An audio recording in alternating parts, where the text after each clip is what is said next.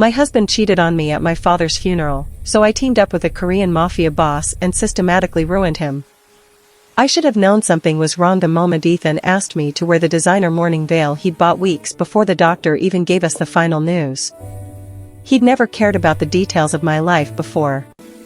Never noticed the way I handled my father's business or the quiet strength I used to keep our family legacy afloat. But that morning, standing in our foyer with his hands tucked awkwardly into his coat pockets, he smoothed the black lace over my face and said, "Black suits you. It makes you look fragile." The one thing he always knew I wasn't. I laughed it off. I didn't want to be suspicious. I wanted to believe he was finally trying to be the partner I needed during my darkest hour. I'd spent 7 years being the supportive wife, 7 years of shared sacrifices, shared boardrooms, and shared excuses for his absence. I'd watched my father build an empire for us while Ethan said things like, "Once your dad retires, it's finally our turn to live." So, when he led me to the private side chapel of the funeral home, the one with the heavy velvet curtains and the smell of lilies and rain, I let myself believe he was taking me there to grieve in private. Tonight, the silence of the cemetery felt endless. My heart thumped in my ears as we walked past the grieving crowds toward the back rooms where the air smelled like expensive cologne and betrayal. Ethan held my hand. His palm was damp. "You okay?" I asked. "Yeah," he said too quickly. "Just overwhelmed." He guided me toward the small lounge where my father's legal papers were kept. But instead of entering with me, he glanced toward the side door. I followed his gaze. That's when I saw her. My husband's personal assistant, standing in the shadows wearing a dress that was far too short for a funeral. She froze when she saw me, or maybe when she saw the look in my eyes. I felt a strange tightening in my chest. "Why is she in the private family wing?" I asked, forcing a calm I didn't feel. Ethan squeezed my hand once, but before I could say anything else, he moved toward her. The world tilted. I stood there, confused, my mind scrambling to catch up as I watched the man I'd built a life with discard my grief like it was an inconvenience. Only when I turned back toward the rain-soaked graveyard did I see the man in the dark suit watching from the shadows, Kang Dae-sung. He didn't offer a tissue, he offered an alliance. Before I take you back to the moment everything I trusted collapsed, I need to ask you for something simple. Tell me in the comments where you're listening from. Every city, every country, every quiet room matters, because this story lived in silence for a long time, and I want to know how far my voice finally travels. If stories about betrayal behind closed doors, power hidden beneath grief, and women who refuse to stay broken speak to you, please like this video and subscribe. It may seem small, but it's how stories like this survive, and how truth finds witnesses. What I'm about to share didn't happen in some dark alley or distant empire. It happened in a place meant for mourning. A place meant for family. A place that was supposed to be safe. This is a story about trust weaponized, loyalty traded like currency, and the kind of evil that doesn't arrive screaming, but smiles, comforts you, and waits for the moment you're weakest. I never imagined I would be the one telling this story.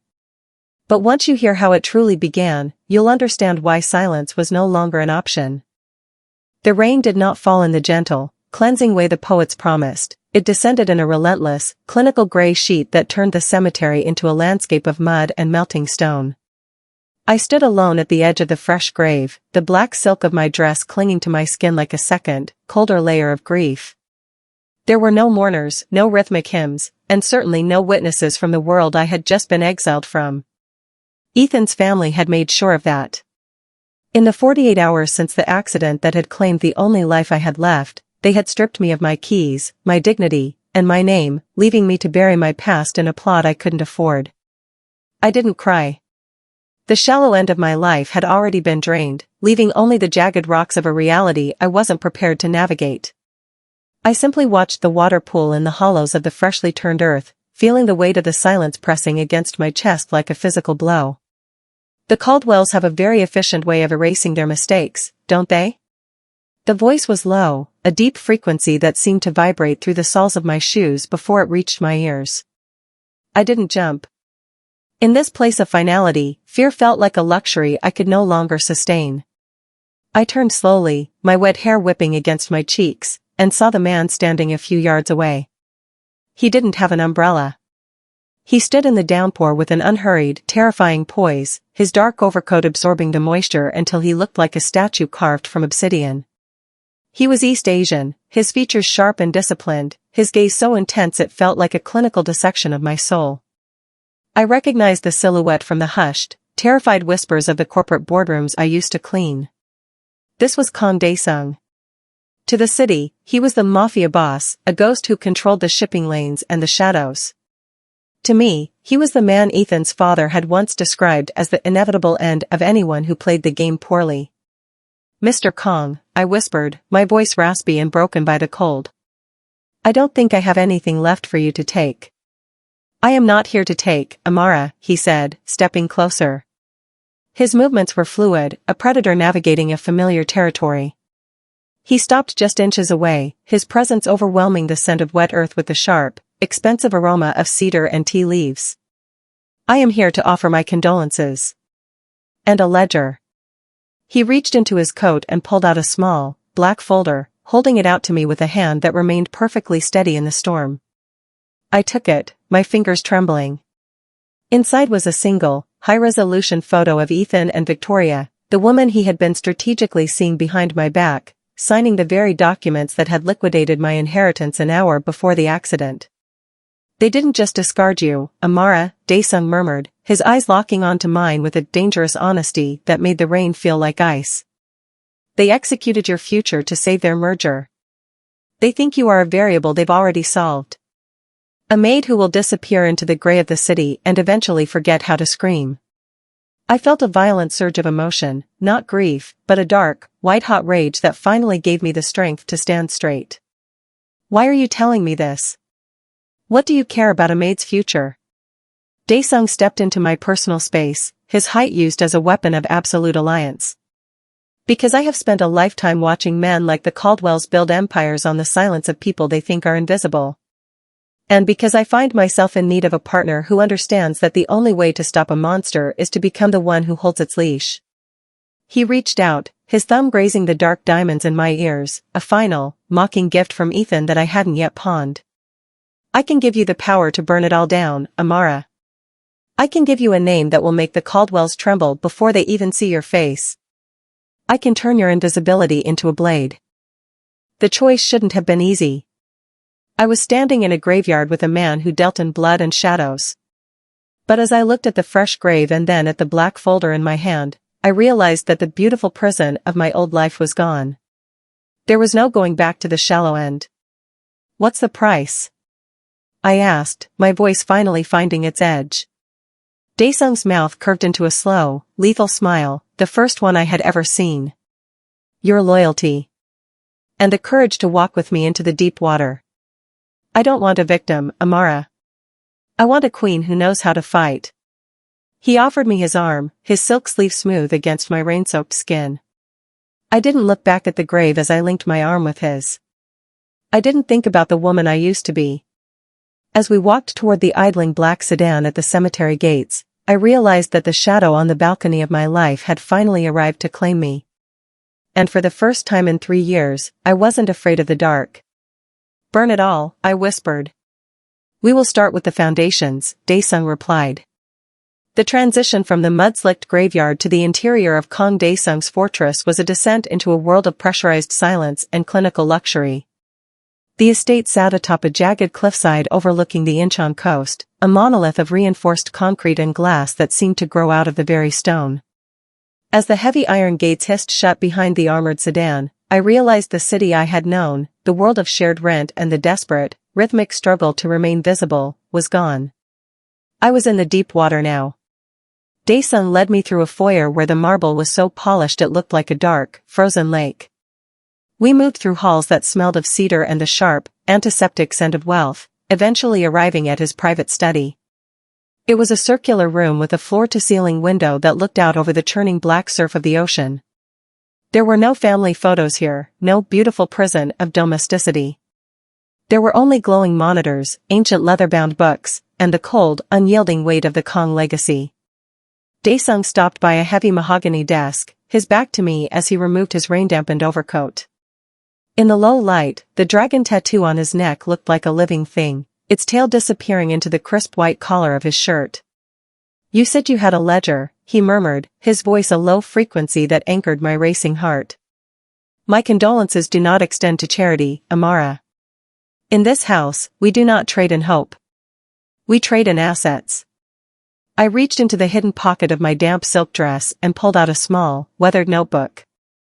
Its edges were frayed, the leather stained by years of being tucked away in the back of my father's tool chest. My father had been the Caldwells' lead accountant for 30 years, a man they thought was too loyal to notice the blood on the money. He had died of a sudden illness 6 months before Ethan discarded me, but he had left me the only thing that could ensure my survival. "My father didn't just count their profits," I said, my voice steadying as I stepped toward the desk. "He recorded the variables they thought were erased. The kickbacks to the port authorities, the shell companies used to launder the Han family's liquidity, and the exact coordinates of the shipments that never officially entered the country." I placed the notebook on the desk. Daesung turned slowly, his gaze moving from the ledger to my face. The clinical intensity in his eyes was overwhelming, a dangerous honesty that made me feel like a specimen under a microscope. He picked up the notebook, his fingers moving with a rhythmic, unhurried precision as he flipped through the pages. "Your father was a very dangerous man," Daesung said, his eyes narrowing as he scanned a particular entry. "This isn't just a record of theft. This is the anatomy of the Caldwell Empire. If I release this to the right board members, the ceiling doesn't just collapse, the entire foundation turns to dust." "I don't want it released yet," I countered, surprise coloring my own tone. I felt the first crack in my billionaire armor, replaced by the lethal focus I had inherited from the man who wrote those pages. "I want protection. Absolute, unyielding protection. I want the Caldwells to see me standing beside you, and I want them to realize that every breath they take is a courtesy I am extending to them." Daesung set the ledger down and stepped into my space.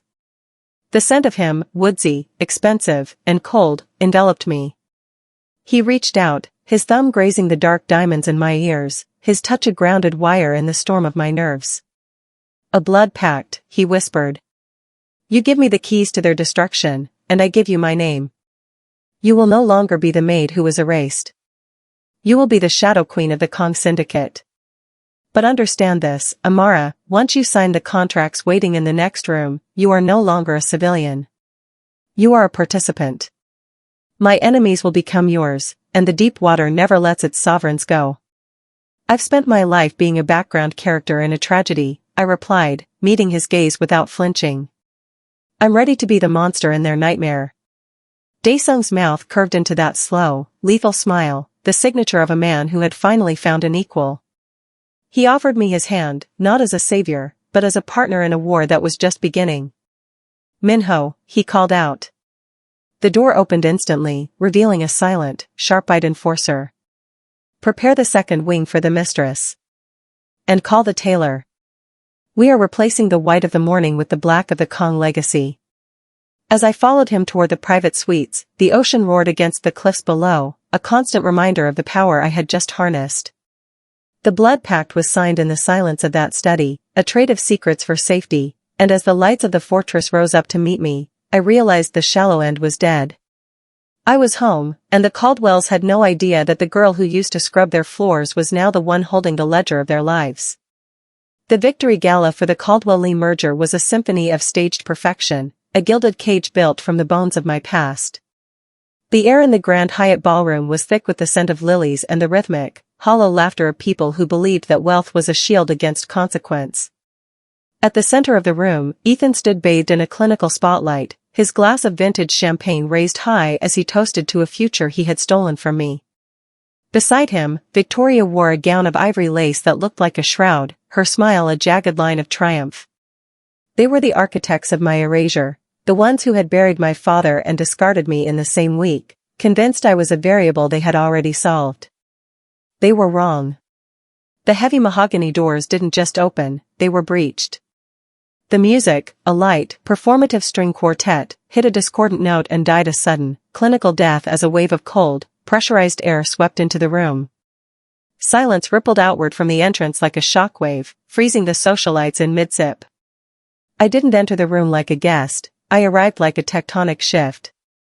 I walked through the center of the ballroom, the click of my heels against the polished marble echoing with a lethal, unhurried poise. I wore a gown of deep, midnight navy, a fabric so fine it looked like liquid shadow, hugging my frame like armor. My hair was braided back into a sleek, disciplined crown, and the dark diamonds in my ears caught the light with a dangerous, crystalline glare. But it wasn't just the dress that silenced the room. It was the 7 men behind me. They moved with the synchronized, predatory grace of a high-functioning machine. 7 Korean enforcers, dressed in identical charcoal suits, their faces masks of unyielding discipline. They didn't look at the crowd, they scanned the room for threats with the dangerous honesty of men who lived in the deep water. They formed a phalanx around me, a physical manifestation of the Kong syndicate's absolute protection. At the lead was Min-ho, his hand resting with a rhythmic, practiced ease near the small of his back, his gaze locked onto Ethan. Ethan's glass slipped from his fingers. It didn't shatter, it landed on the thick carpet with a dull, heavy thud, the wine bleeding into the fabric like a fresh wound. The color drained from his face, leaving him sallow and hollowed out in the glare of the spotlights. He looked at me, then at the men behind me, and finally at the dark, intricate dragon tattoo peeking above my collar, the signature of the man who had claimed me. Amara, his voice was a raspy, broken thing. What is this? This is a private event. You can't be here. I stopped exactly 3 feet from him, well within the perimeter established by my guards. A private event, Ethan? I thought it was a victory lap. I didn't want to miss the moment you realized the ground was moving beneath your feet. Victoria stepped forward, her voice a shrill, desperate attempt to reclaim the beautiful prison of her social status. You're a maid, Amara. A disgraced, penniless girl. These men, you probably spent your last cent hiring actors to. Min-ho took a single step forward. He didn't speak. He didn't touch his weapon. He simply looked at her with the cold, unshaded intent of a man who had ended legacies for less. Victoria recoiled as if she had been struck, her breath catching in a jagged hitch of terror. They aren't actors, Victoria, I said, my voice projecting with the authority I had absorbed from the halls of the Kong fortress. They are the guardians of the Kong legacy. And as of tonight, I am the reason they are at war. I reached into my silk clutch and pulled out a small, encrypted tablet. I didn't look at the press cameras that were now swiveling toward us like hungry predators. I looked only at Ethan. My father left me a ledger, Ethan. He was a very meticulous man. He recorded the variables you thought were erased, the kickbacks, the shell companies, the blood on the Caldwell-Lee merger. I tapped a single button on the screen. In 30 seconds, every board member in this room will receive a copy of the Incheon shipping manifests from 3 years ago. The ones that prove you didn't just build a company, you built a crime. The silence in the room was now absolute, a pressurized vacuum of power. I watched the frantic, rhythmic blinking of the notification lights on the phones of the elite witnesses around us. One by one, the guests began to look at their screens, then back at Ethan with the clinical detachment of people who recognized a sinking ship. You're bluffing, Ethan whispered, though his eyes were wide with a frantic, animal panic. I don't bluff, I replied, leaning in until I could smell the sour scent of his fear. Daesung told me that the shallow end is for people who need an audience. I'm in the deep water now, Ethan.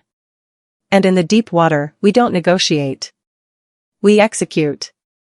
I turned on my heel, my guards pivoting in perfect, lethal synchronization. I didn't look back as I walked toward the exit. I didn't need to. I could hear the sound of the ballroom erupting into chaos behind me, the sound of the Caldwell Empire turning to dust. The balance of power hadn't just shifted, it had been dismantled. As I stepped out into the cold night air where the black sedans waited, Min-ho opened the door for me. I looked up at the stars, feeling the dangerous honesty of my new life. I wasn't just a survivor. I was the Shadow Queen. And for the first time in 3 shared years of rent and shared excuses, I was finally, purely, the one in control. The morning after the gala felt like the first day of a new world, one where the air was sharper and the stakes were written in blood and binary. Inside the Kong estate, the beautiful prison had transformed into a clinical nerve center. I stood in the subterranean command room, a space of brushed steel and glass where the rhythmic humming of high-end servers provided the only soundtrack to our war. Daesung stood behind me, his hand resting lightly on the back of my chair. It was a gesture of absolute alliance, his presence a grounded wire for the lightning I was about to release. The Caldwells are scrambling, Daesung murmured, his voice a low vibration that seemed to anchor my focus. They've called for an emergency board meeting, but they don't realize the seats have already been sold. We aren't just taking their money, Amara. We are erasing their architecture. I leaned forward, my fingers moving across the haptic interface with a precision I had learned in the quiet hours of my new life. On the wall of monitors, the Caldwell-Lee merger was represented as a complex, glowing network of interconnected nodes. Every node was an asset, a shipping lane in Incheon, a real estate portfolio in Gangnam, a logistics contract in Singapore. To the world, these were business successes. To me, they were the pressure points of a man who had thought I was too small to strike back. Ethan thinks he can stabilize the stock by liquidating his personal holdings, I said, my voice steady and cold. He's currently on the phone with his brokers, trying to move his offshore accounts. He doesn't know that my father's ledger included the encryption keys to his private vaults. I initiated the first sequence. It was a corporate assassination, performed with the dangerous honesty that defined the Kong legacy. I didn't send a message, I sent a virus, a legal and financial strike that exploited the exact weaknesses my father had documented. In 30 seconds, the shipping lanes in Incheon were frozen by a sudden, rhythmic series of regulatory audits. 10 minutes later, the real estate portfolio was hit with a barrage of lien notices from creditors who had, until an hour ago, been silent. Daesung watched the screen as the glowing nodes began to blink out, turning from a vibrant blue to a dead, clinical gray. He's losing his pulse, he noted, a slow, lethal smile touching his lips. Across the city, in the glass and steel tower of Caldwell Plaza, Ethan was realizing the magnitude of his mistake. I knew exactly how he looked, the sallow skin, the frantic, sweating palms, the way he would be pacing his office like a trapped animal. He had spent 3 years treating me like a background character, a maid whose only value was her silence. Now, that silence had become the loudest thing in his life. The phone on the console buzzed, a direct line we had left open for the desperate. Daesung nodded, and I pressed the speaker. Amara? Ethan's voice was a raspy, broken thing, stripped of the billionaire armor he had worn at the gala. Amara, stop this. We can talk. I'll give you whatever you want. The divorce settlement, I'll triple it. Just stop the audits. My father he's losing his mind. You're destroying people who have nothing to do with us. You should have thought about those people when you decided my father was an acceptable loss for your merger, Ethan, I replied, my gaze fixed on the graying nodes of his empire. You didn't triple my value when you discarded me. You didn't even give me the dignity of a conversation. You chose the trade, and now you're learning the price. Who are you? He whimpered. You aren't the woman I married. You never knew the woman you married, I said. You only knew the woman you thought you could own. But you can't own a Kong. Daesung stepped forward, leaning into the microphone. His voice was like the grinding of stones, cold and final. Ethan Caldwell. You have 30 minutes until the board issues a formal removal order. If you're still in that building when the clock hits 0, my enforcers will assist you with the exit. Your wife, the one you chose for her family's connections, has already signed an annulment. It seems she doesn't like the smell of a sinking ship. The line went dead with a rhythmic, clinical beep. I leaned back, the adrenaline of the strike beginning to ebb, leaving behind a hard, crystalline clarity. The corporate assassination was almost complete. The Caldwell name was being systematically erased from the city's ledgers, replaced by the silent, unyielding dominance of the Kong syndicate. It's over for him, I whispered, looking at the dark diamonds in my ears, reflecting in the glass of the monitors. The business is over, Daesung corrected, reaching out to turn my chair toward him. He framed my face with his hands, his thumbs grazing my cheekbones with a tenderness that made the surrounding violence feel distant. But the war is just entering the deep water. He knows now that you are untouchable. And a man with nothing left to lose is the only thing more dangerous than a man who thinks he has everything. I looked into his dark, serious eyes and saw the dangerous honesty of our future. I wasn't just a partner in his business, I was a participant in his soul. The shallow end was gone, and as the lights of the command center flickered in the silence, I realized that I didn't fear the monsters anymore. I was the one who had learned to lead them. The walls of the Kong estate were not made of stone and glass alone, they were constructed from a silence so absolute it felt like a physical pressure against the eardrums. In the weeks following the systematic dismantling of Ethan's empire, I found myself drifting through the vast, clinical halls of the fortress like a ghost in a museum of modern warfare. Every surface was polished to a mirror finish, reflecting a version of myself I barely recognized, a woman draped in midnight silks, eyes hardened by the dangerous honesty of a world where every smile was a transaction and every breath was a tactical choice. It was a beautiful prison. The luxury was undeniable, from the heated marble floors that never felt the grit of the world outside to the rhythmic, muted hum of the high-end security systems that pulsed through the house like a digital heartbeat. But as I stood on the balcony overlooking the Incheon cliffs, watching the gray sea churn against the rocks, the cold reality of my choice began to settle into my marrow. I had traded the shallow, suffocating cruelty of the Caldwells for the deep, lethal gravity of the Kong legacy. I was safe, yes, but I was also isolated in a way that made my previous life as a maid feel almost vibrantly human by comparison. Daesung was the epicenter of this pressurized world. I watched him from a distance in the mornings, standing in the glass-walled strategy room as he moved invisible armies of capital and men across the globe. He was a master of the clinical strike, a man who viewed the world as a series of variables to be solved. Yet, in the quiet hours when the monitors flickered out and the guards retreated to the shadows, he became something else. One evening, I found him in the library, a space that smelled of old leather and the sharp, antiseptic scent of the cedar tea he favored. He wasn't working. He was sitting in a high-backed chair, his head leaned back, eyes closed. The dragon tattoo on his neck seemed to writhe in the low light of the fire, a sentinel that never slept. "You're thinking about the exit," he said, his voice a low rumble that didn't require him to open his eyes. He always knew where I was.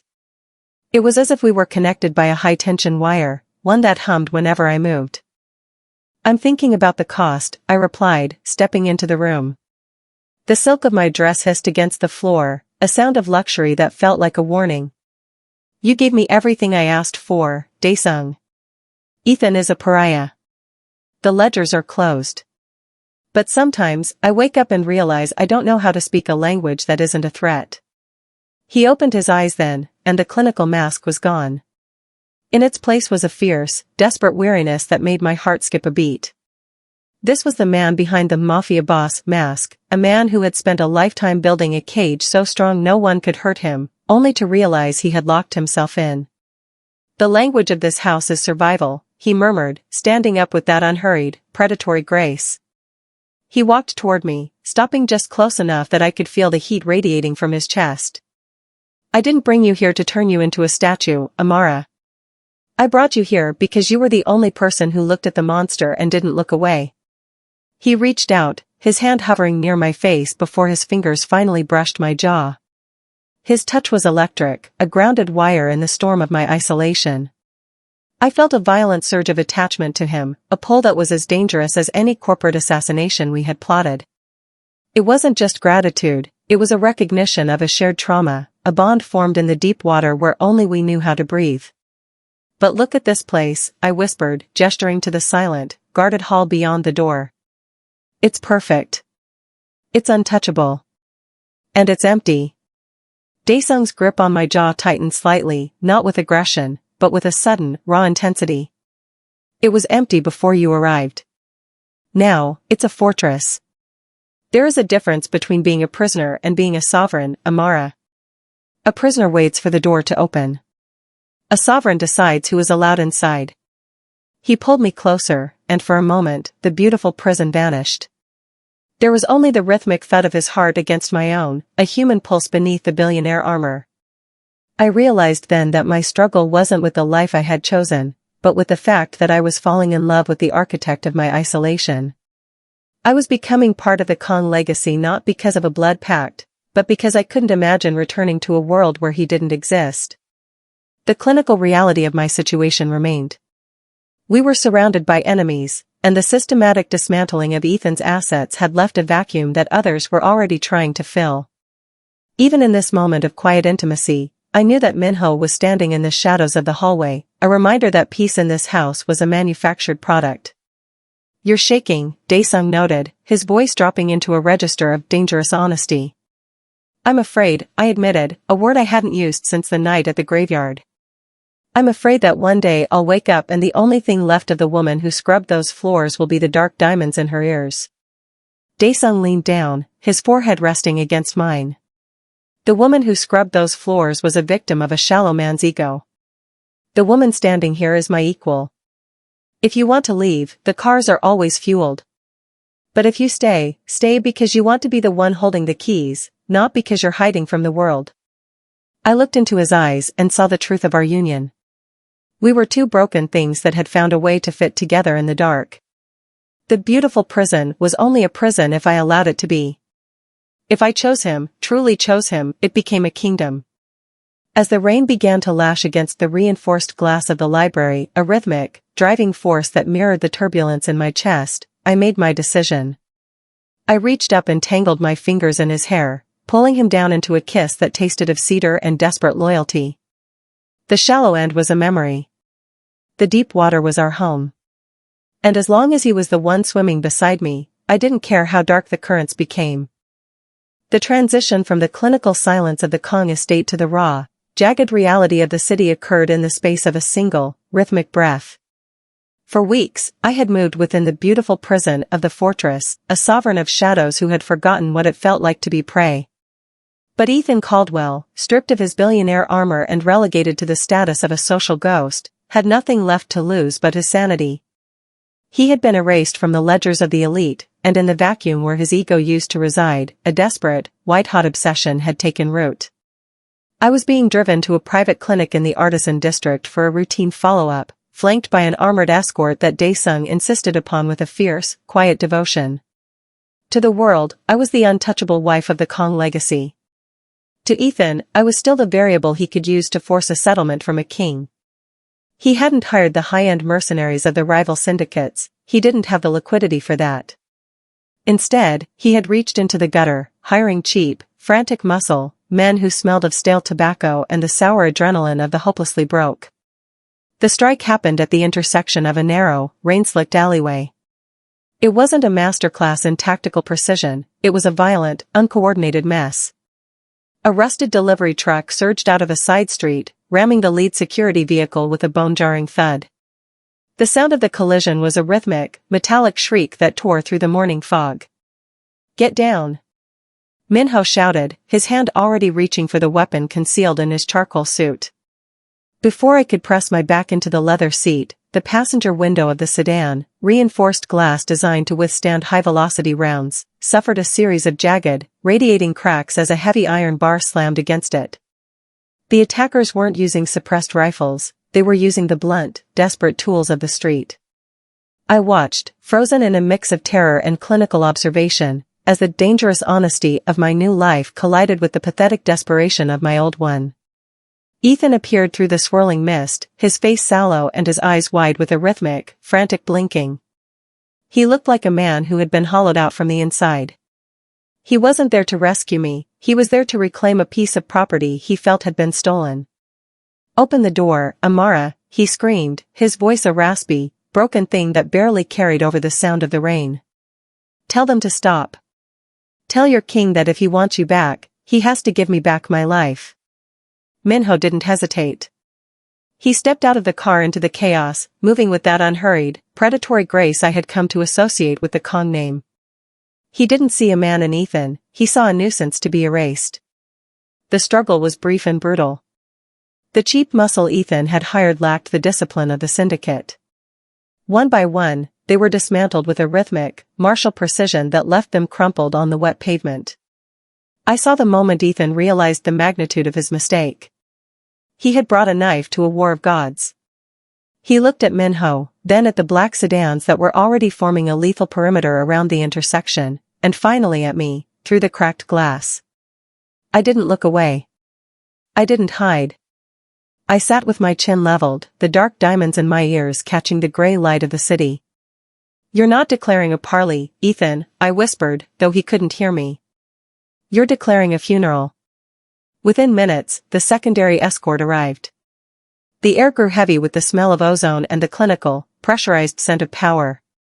Daesung emerged from the lead vehicle, his charcoal overcoat open, his white shirt sleeves rolled up to reveal the dragon on his neck. He didn't look at the fallen men or the wreckage of the truck. He walked directly to my door, his gaze fixed on mine with an intensity that made the hair on my arms stand up. He opened the door himself, his hand reaching out to guide me from the seat. His touch was electric, a grounded wire in the aftermath of the breach.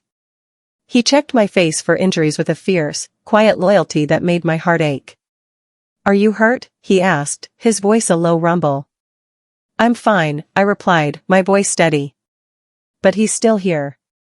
Daesung turned his head slowly toward Ethan, who was being held against a brick wall by two enforcers. The Mafia boss mask was fully in place now, a void of lethal intent that made the surrounding rain feel like ice. "Ethan Caldwell," Daesung murmured, stepping toward him. "You were given the courtesy of a bankruptcy. You were given the mercy of an erasure. But you chose to touch what is mine.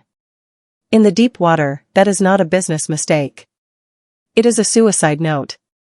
"Please," Ethan whimpered, the last of his billionaire armor falling away. I just needed.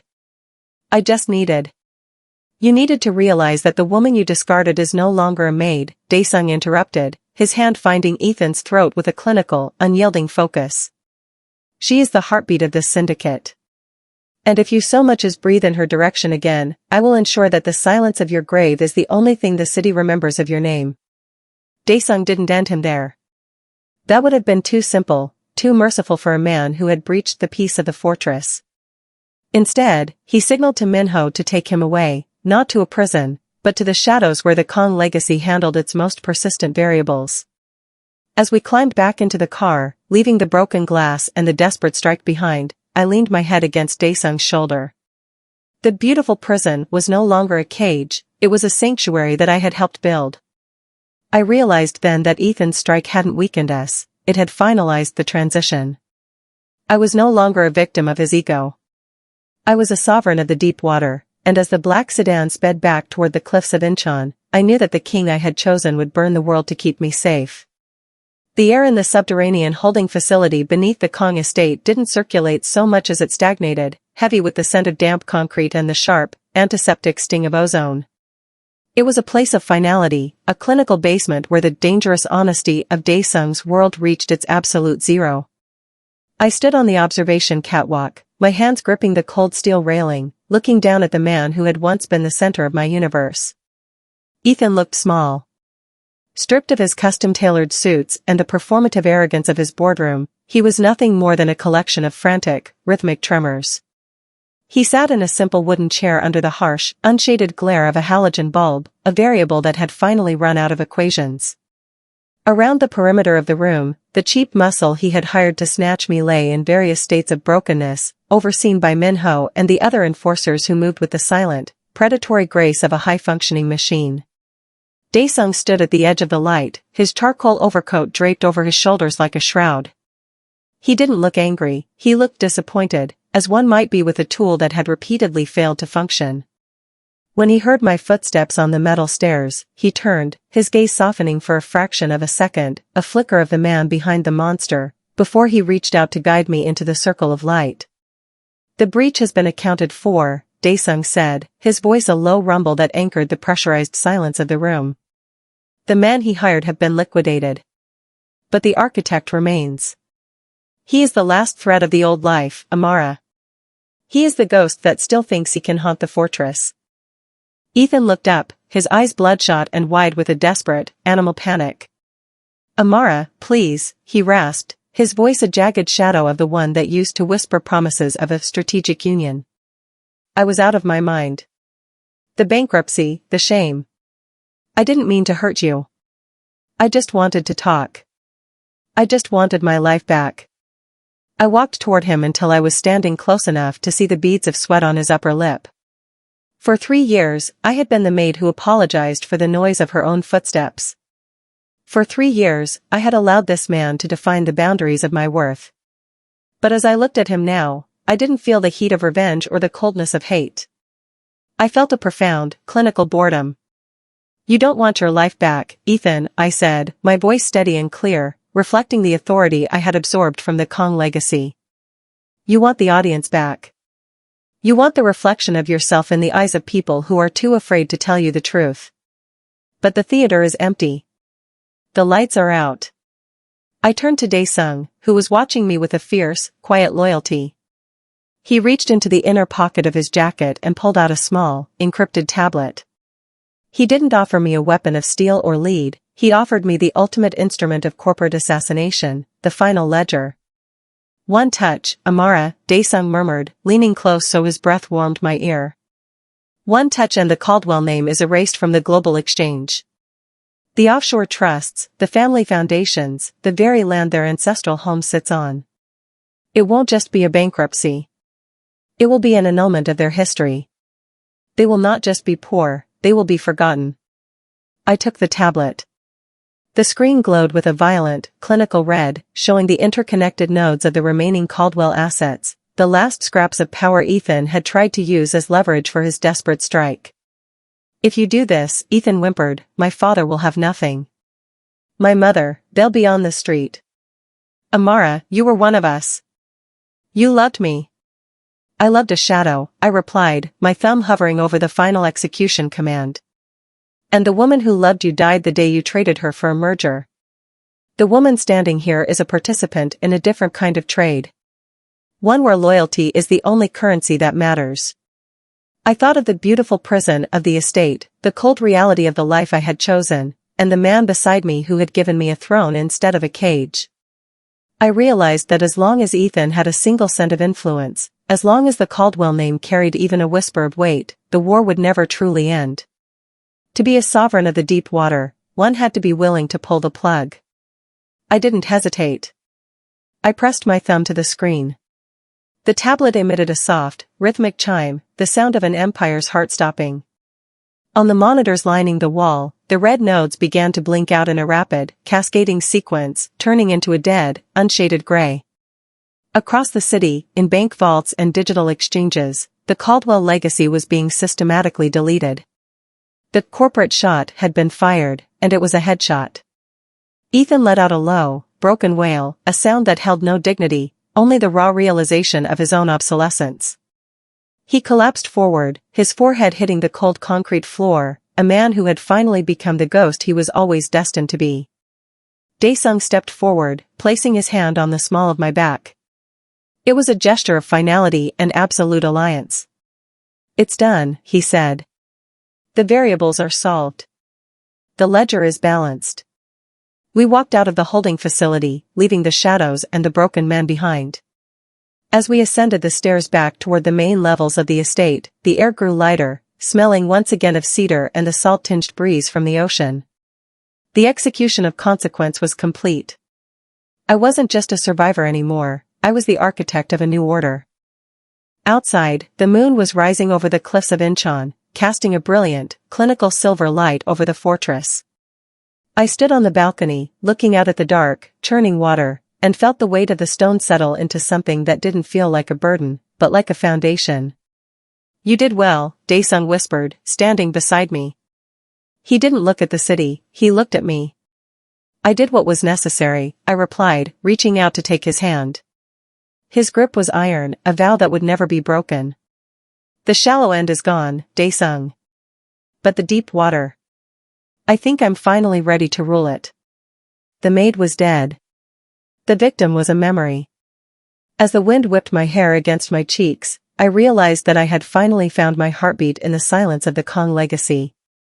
We were the sovereigns of the shadows, and for the first time in my life, I wasn't afraid of what lay beneath the surface.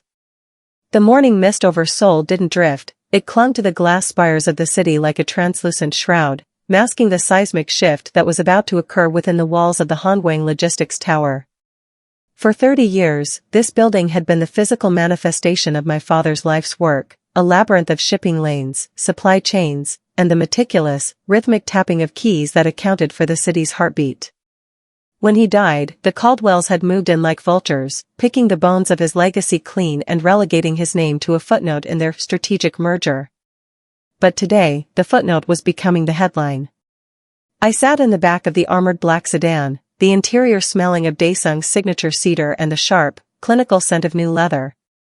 I wore a suit of midnight blue wool, tailored with a precision that felt like a layer of high-density armor. My hair was pulled back into a disciplined knot, and the dark diamonds in my ears caught the cold light of the morning. I wasn't the woman who had scrubbed the floors of this very lobby 3 years ago. I was the dangerous honesty that the board members of Hongguang had never prepared for. Beside me, Daesung was a silent, grounding force. He didn't offer words of encouragement, he offered the absolute, unyielding presence of the Kong syndicate. His charcoal coat was unbuttoned, revealing the edge of the dragon tattoo that served as a silent warning to anyone who thought the maid was arriving alone. "They are waiting in the 4th floor boardroom," Daesung said, his voice a low rumble that vibrated through the seat. "They believe this is a formal handover of the remaining Caldwell receivership.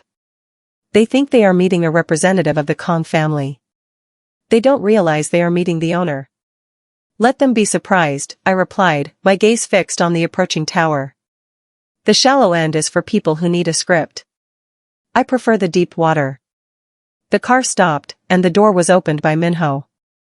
As I stepped onto the pavement, the air felt pressurized, the silence of the street punctuated only by the rhythmic, distant hum of the city. I walked through the main lobby, the marble floors I once knew so intimately reflecting the shadow queen I had become. The security guards, men who used to look through me as if I were a ghost, now snapped to attention, their spines stiffening with a clinical, instinctive fear. We entered the boardroom without knocking. The 12 men seated around the obsidian table were the same men who had signed away my father's assets while his body was still cold. They looked up, their faces masks of practiced, billionaire arrogance, expecting to see a Kong lieutenant. When they saw me, the silence in the room hit a discordant, jagged note. "Amara?" The acting CEO, a man named Henderson who had been my father's trusted protégé, stood up so quickly his chair screeched against the floor. "What is this?" "This is a private board meeting. You have no standing here." I didn't stop until I reached the head of the table, the seat my father had occupied for 3 decades. I didn't wait for an invitation. I sat down, the heavy silk of my suit rustling in the pressurized silence. Daesung remained standing behind me, a shadow made of steel and consequence. "I have exactly the standing the ledger gives me, Mr. Henderson," I said, my voice steady and cold. I reached into my briefcase and pulled out the vellum-bound documents we had finalized in the fortress. As of 8 a.m. this morning, the Kong syndicate has completed the acquisition of 62% of Hongguang's voting shares. And as the sole heir to the Collins estate, I have reclaimed the intellectual property rights to the logistics algorithms that currently run your entire network. I placed the papers on the table. The rhythmic, frantic blinking of the board members' eyes was the only movement in the room. "You can't do this," Henderson stammered, his sallow skin turning a sickly shade of gray. "The Caldwell merger was legally binding. You were liquidated." "The Caldwell merger was built on the blood of my father and the theft of his data," I countered, leaning forward until I could see the sweat on his brow. "And as the Kong syndicate's new managing partner for logistics, I am here to inform you that your contracts are being terminated. Effective immediately. You aren't being liquidated, Henderson. You're being erased." Daesung stepped forward, his hand resting with a dangerous honesty on the back of my chair. "The mistress has been very patient," he murmured, his eyes locking onto the board members with a lethal focus. "But the Kong legacy does not invest in thieves. You have 10 minutes to clear your desks. If you are still in this building when the clock hits 0, my enforcers will assist you with the exit. And unlike the Caldwells, we don't believe in amicable reunions." One by one, the men who had erased my past began to stand, their arrogance replaced by the raw, clinical realization of their own obsolescence. They didn't argue. You don't argue with a king, and you certainly don't argue with the woman he has chosen as his queen. As the room cleared, leaving only me and Daesung in the silent, glass-walled sanctuary of my father's office, the weight of the stone finally felt like a foundation. I looked out at the city, the same city that had tried to swallow me whole, and felt the heartbeat of the syndicate pulsing through the building. "The Queen's inheritance," Daesung whispered, walking to the window to stand beside me. "It's a heavy weight to carry, Amara." "I've spent a lifetime carrying the weight of other people's expectations," I replied, reaching out to take his hand. His grip was iron, a vow that would never be broken. "I think I'm ready to carry my own." I looked down at the dark diamonds in my ears, reflecting in the glass of the window. I wasn't just a survivor of the shallow end, I was the sovereign of the deep water. And as the first ships under my command began to move out of the Incheon docks, signaled by a rhythmic, digital pulse on the monitors, I knew that the Kong Collins legacy was just beginning. The rain that had once been a cold, clinical violation of my spirit had finally ceased, leaving the cemetery in a state of crystalline, hushed stillness. It was the kind of morning where the world felt newly minted, the air sharp with the scent of pine and damp stone, the sky a pale, unshaded blue that offered no place for shadows to hide. I stepped out of the black sedan, the heavy door closing with a soft, armored thud that signaled the absolute protection of the Kong Syndicate. I didn't need the 7 enforcers today. They remained at the perimeter of the graveyard, silent sentinels in charcoal suits, their presence a rhythmic reminder of the dangerous honesty I now commanded. I walked alone toward the plot at the far end of the hill, the same path I had tread weeks ago when I was a woman erased, a maid whose only inheritance was a weathered notebook and a heart full of ash. But as I reached my father's grave, the transformation was total. I wore a coat of deep, midnight wool that caught the light like the surface of the deep water, and the dark diamonds in my ears were no longer a gift from a coward, but a signature of my sovereignty. I stood before the headstone, my posture reflecting the discipline I had absorbed from the Kong fortress. I wasn't hunched against the wind, I stood with my chin leveled, a participant in a destiny I had seized with both hands. I reached out and traced the carved letters of my father's name, Collins. For 30 years, this name had been synonymous with the quiet, rhythmic tapping of an accountant's keys. Now, it was the cornerstone of a global logistics empire, backed by the lethal efficiency of the Kong legacy. "It's done, Dad," I whispered, my voice steady and clear, devoid of the tremors that had once defined me. "The Caldwells are gone. The variables have been solved. The ledger you kept in the shadows is now the law of the city." I thought of Ethan, now a ghost in a jumpsuit, and the board members who had tried to pick the bones of this legacy clean. They had underestimated the unmarketable daughter because they couldn't see past the shallow end of their own greed.